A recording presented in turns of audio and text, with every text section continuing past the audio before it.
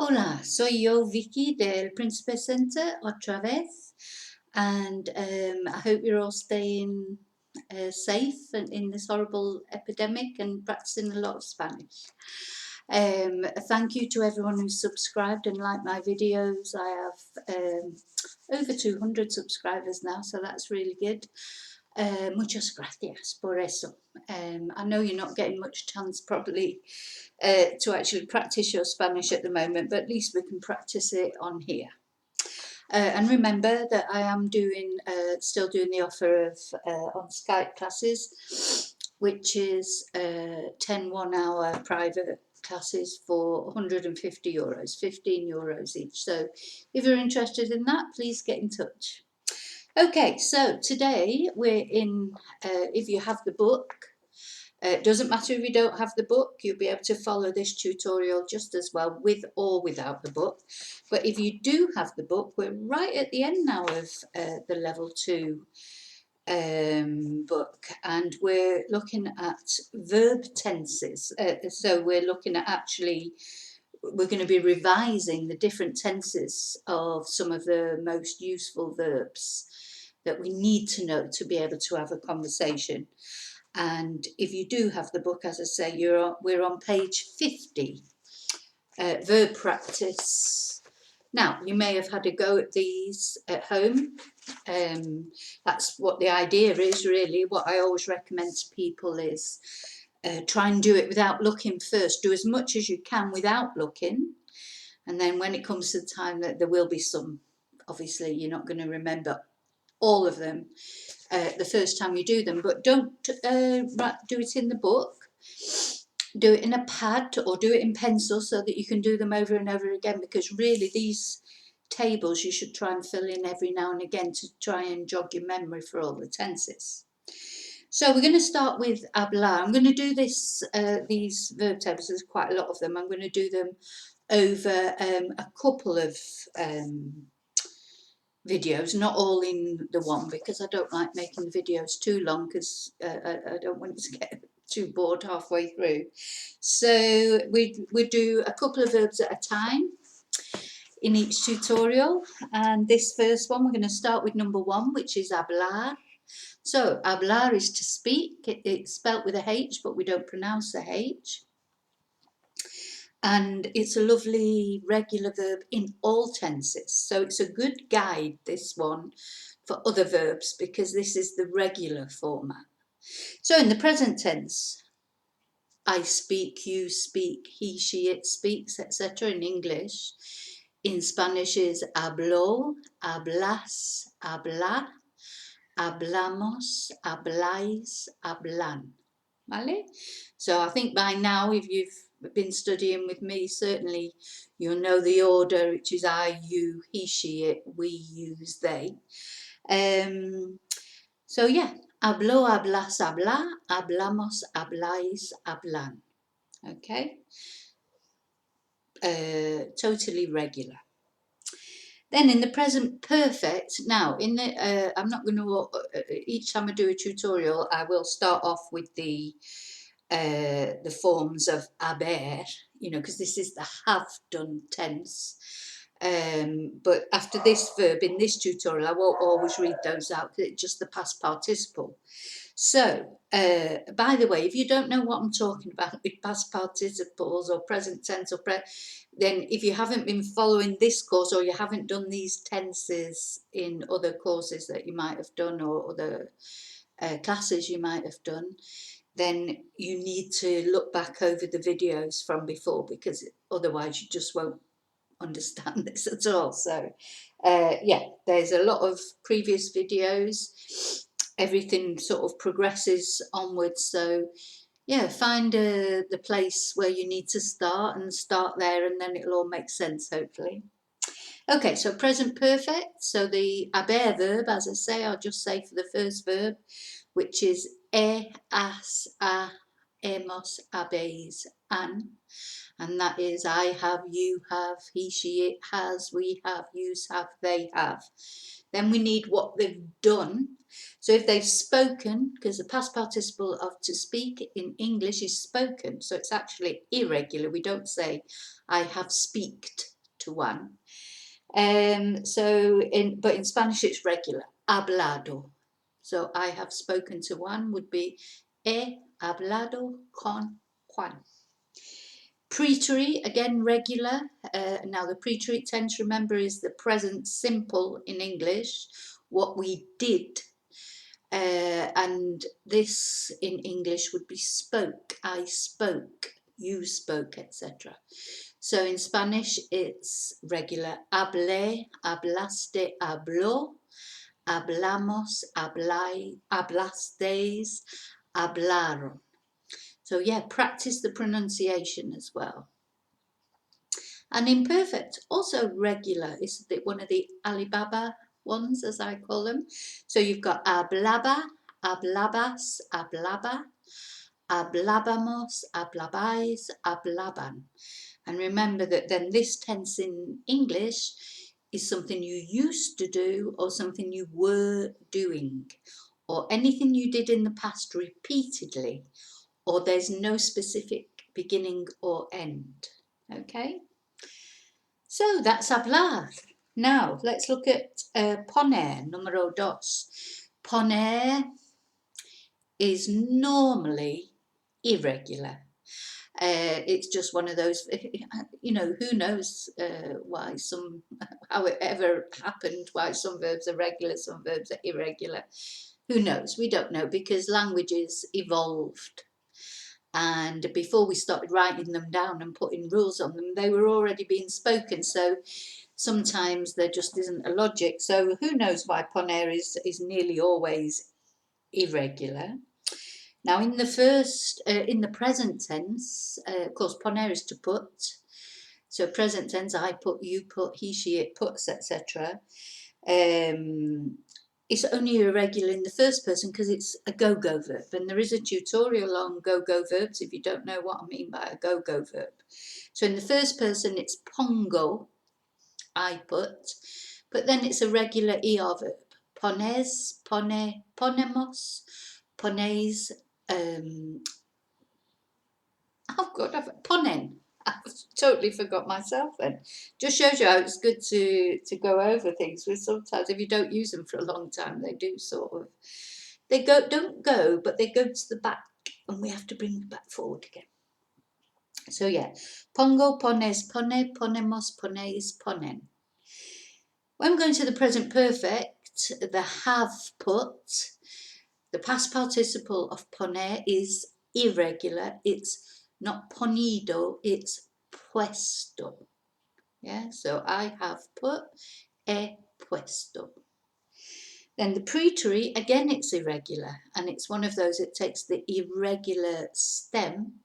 So instead of starting with pon, it starts with pus. Now, the thing about this verb in English, I think it's the same for all tenses. So present tense, I put my bag on the table. But that could also be, yesterday I put my bag on the table.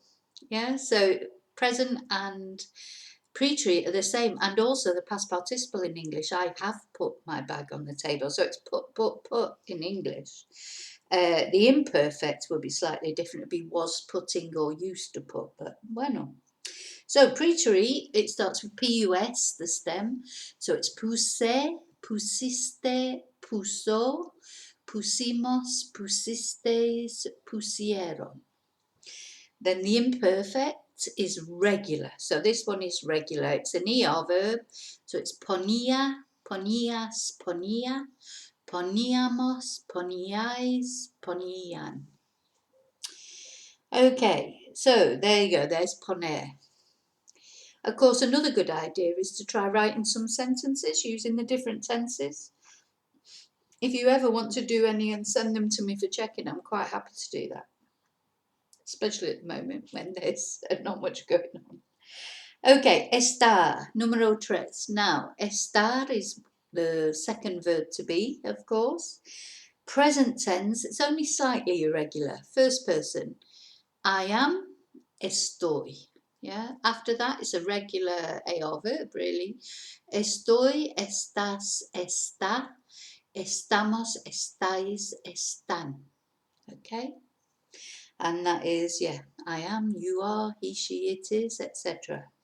Present perfect, which would be I have been, have been. So again, we're using the H, haber verb for the have bit. Has, hemos, habéis, han. And it's a regular past participle. So we take off the AR and we add ado, estado. Okay? Preterite, irregular. So it's one of these where the stem changes.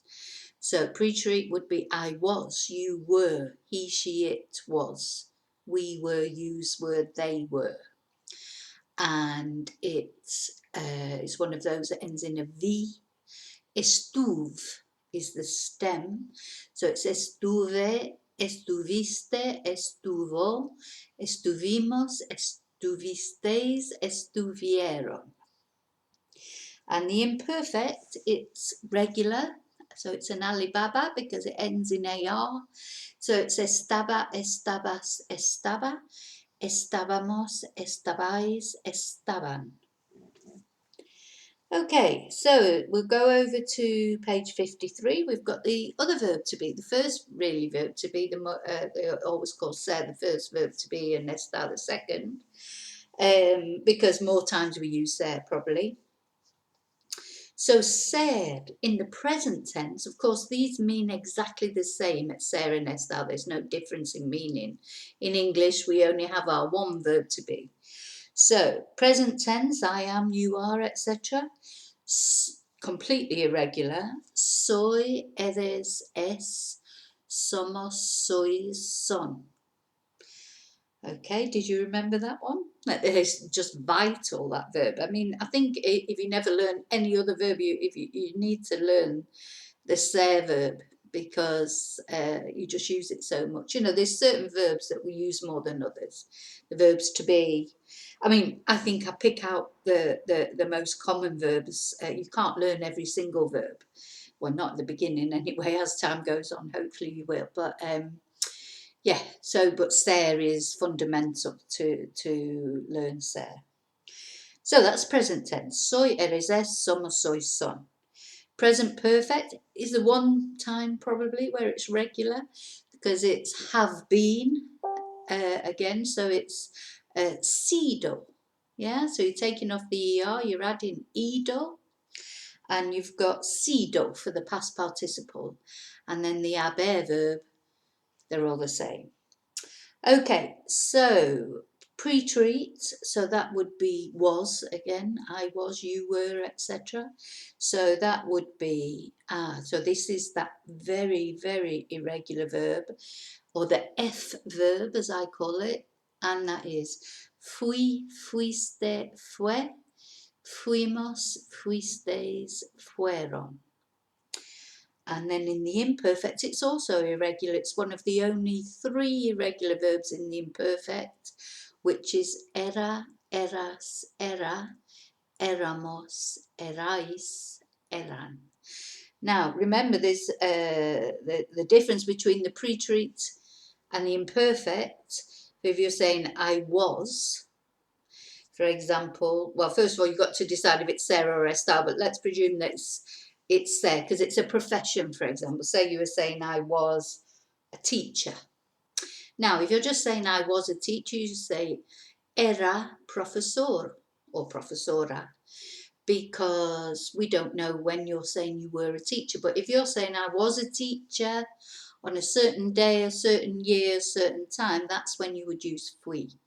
So that's the difference. Fui profesora en abril.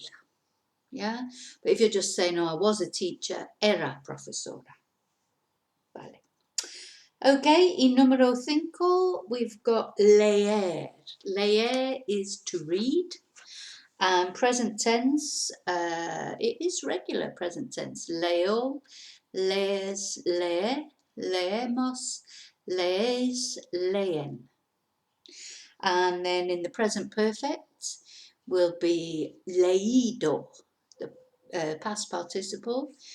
So using the haber verb, as, a, hemos, habéis, and then leído is I have read. He leído muchos libros. I have read a lot of books, for example. Okay, so the preterite, which also is read. Yes, I have read. Yesterday I read. And when you say read, I read a lot of books, present tense, is spelt the same as the preterite. We think Spanish is difficult, but actually English is really difficult. So you've got present tense is read, but spelt the same as the past tense, which is read. So preterite in Spanish, though, will be leí, I read, leíste, you read, leo, and that changes to a Y. When we make the third person in the preterite, it's L-E-Y-O with an accent on the O. Leo,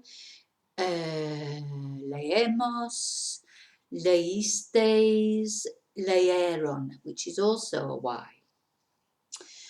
Then we've got the imperfect, and it's regular in the imperfect. So we take off the ER, we add on the endings for ER, so we've got leía, leías, leía, leíamos, leíais, leían. Okay, then we've got subir. I'm just trying to work out how far will I go. I'll make this the last one for this video. So we've got subir. Subir is to go up, to rise, to climb, to get on. It's got quite a lot of meanings, subir. Present tense, it's regular. Subo, subes, sube, subimos, subiste, subieron. An IR. It's not subieron, suben. It's an IR verb. And then the present perfect, of course, we've got the H verb, the haber verb, just the same. And then a regular past participle, subido. And then the preterite, again, regular. So I think this one actually is regular all the way through. Subí, subiste, subo, subimos, subisteis, subieron. And then the imperfect, so that's regular again. So subía, subías, subía, subíamos, subíais, subían. Okay, so that's the first 6. So have a practice of those. As I say, you know, what you should do really, if you've got time, not saying if you've got time, I'm presuming you have got time at the moment, but maybe not, but yeah, writing them out, doing them, and then tomorrow do it again, because this first time when you do it, you might find it really, really difficult. But then tomorrow, when you do it again, you'll remember more than you remember today. So that's the idea. So to keep doing it until you can remember all of them without thinking. And then maybe in a month's time, or even a week's time, or whenever you've got the time, do it again, see how many you can still remember then. So at the end of the day, if we're not managing to actually get out there and practice it, we need to practice it in some way or another, and repetition is the best way of learning. Whether we like it or not, we might find it boring, but at the end of the day, it works. So okay, so yeah, so if you would like to do any Skype classes, let me know. If I hope you found the video useful. If you have, please give me the thumbs up. And if you haven't done so already and you'd like to get notification of future videos, please press subscribe. Vale, hasta la próxima. Gracias. Oops.